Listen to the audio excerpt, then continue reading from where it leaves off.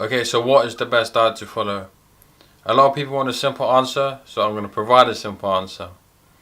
It's not going to be the keto diet, a high carb diet, a high protein diet, a high fat diet, a high fiber diet, any kind of diet. That's not going to be the answer. The simple answer is going to be the number one, the diet that keeps you in a caloric deficit, and number two, the diet that you can stick to. It's that simple. This is really important to understand. You want a diet that you can do for your whole life. That makes sense. I'm not saying you should be on a diet your whole life, but by being on a diet, you also learn, especially if you track your macros or macronutrients, your calories. By tracking that, you'll know how much you eat.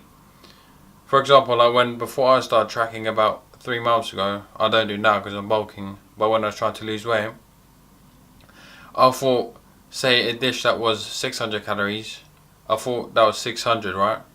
No. That doesn't make sense. A dish that was 1,200 calories, I thought was 600.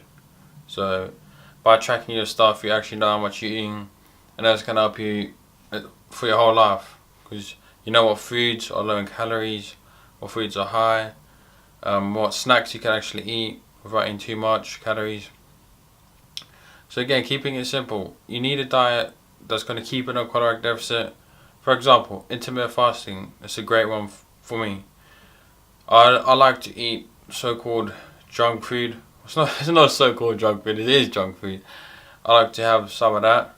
Most of the time I eat healthy, but that's why I do intermittent fasting. So for those of you who don't know, you wake up and then 8 hours after or 6 hours after you've woken up, then you eat. Or another way, since your last meal, so the night before, 16 hours after that, then you eat, if you want to do it that way. And that allows you to have all those calories in about 6 hours, I think it's 6 hours, right? Or 8 hours, whatever, in that time, so you can eat a bit more dirty foods.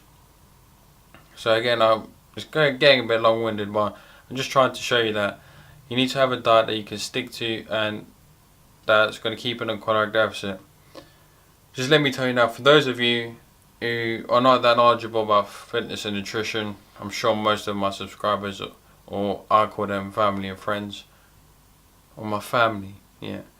Most of you guys are quite knowledgeable about that, but some of you aren't. I'm going to tell you this: there's not one diet that's going to help you lose fat specifically. Intermittent fasting is not some special thing. It just helps to keep in a caloric deficit. Without caloric deficit, you're not going to lose weight. That's just the end of the story right there. So for the third time, to summarize it up, because I like summarizing it up, make sure you have a diet that you can stick to, not just some crash diet you do for a week and then you go back binge eating for the rest of your life, forever bulk. And then a diet that keeps you in a caloric deficit. There we go, got it out. So anyway, I hope some of you found this video helpful. I know a lot of my subscribers or family, friends, whatever, they already know this stuff, I assume. But for those of you who don't, I hope you enjoyed. If you don't know already, this is my outro. Stay positive, stay smiling, and I'll see you in the next one.